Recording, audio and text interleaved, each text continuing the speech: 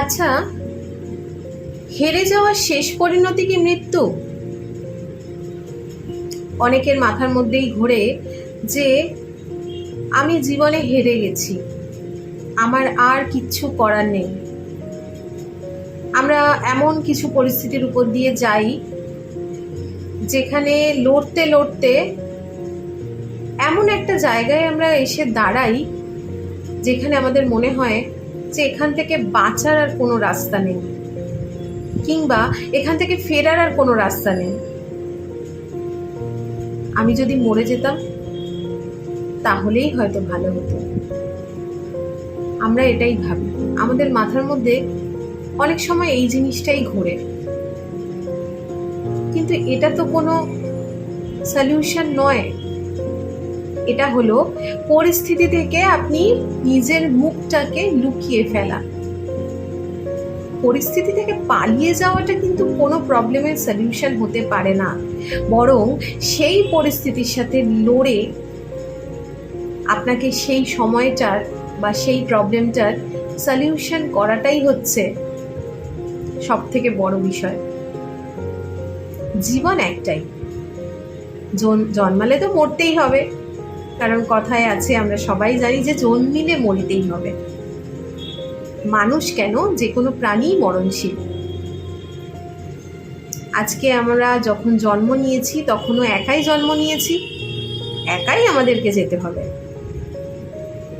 কিন্তু আপনি চলে গেলে আপনার যারা প্রিয় মানুষেরা রয়েছেন, আপনার পরিবারের যে মানুষেরা রয়েছেন, তারা তো কষ্ট পাবে, কিন্তু তারা কিছুদিন কষ্ট পাবে।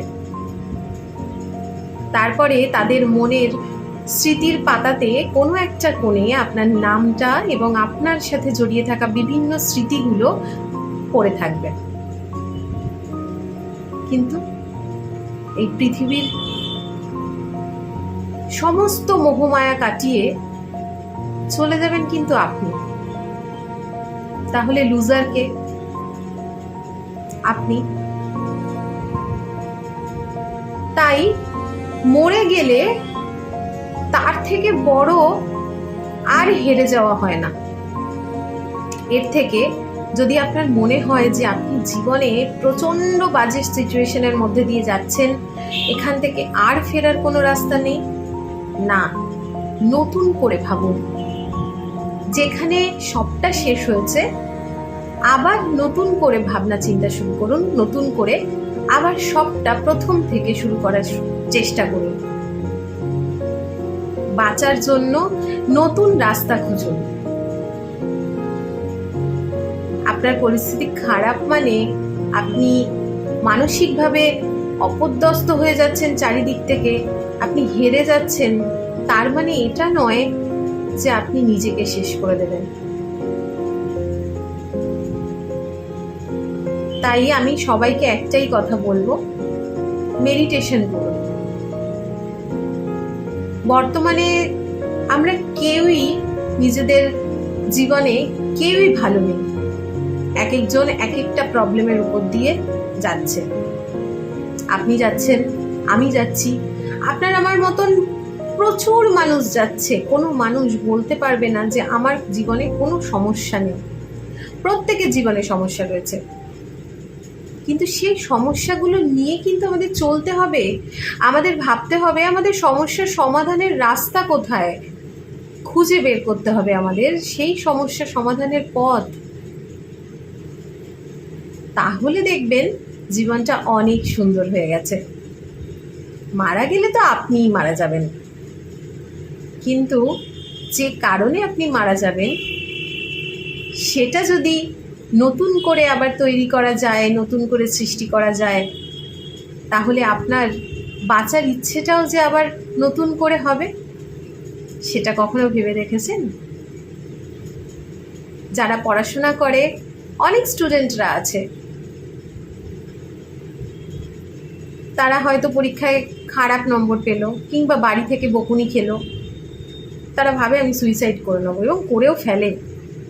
কিন্তু তারা এটা ভাবে না যে এই বছর না হয় আমার একটু খারাপ ফল হয়েছে, খারাপ রেজাল্ট করেছি, কি আছে, একটু বাবা মার কাছেই তো বকা খাচ্ছি, আরেকটু ভালো করে পড়াশোনা করি, আগামী বছর নিশ্চয়ই আমরা ভালো ফল করতে পারবো।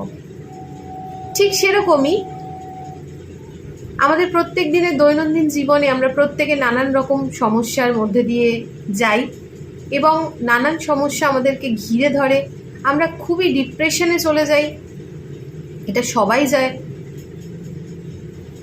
কিন্তু সেটাকে আমাদেরকে কাটিয়ে উঠতে হবে। মেডিটেশন করুন, আপনাদের দেখবেন 90% যে চিন্তাটা সেটা থেকে রিলিফ পাবেন একটু হলেও। আর যে প্রবলেমগুলোর জন্য আজকে আপনার মৃত্যু অবধি চিন্তাভাবনা হয়ে গেছে, সেই প্রবলেমটাকে আপনি কি করে সলিউশন সেই প্রবলেমটার আনবেন বা করবেন সেটা নিয়ে ভাবনা চিন্তা করুন, নিশ্চয়ই নতুন রাস্তা বেরোবে। ভালো থাকবেন সবাই।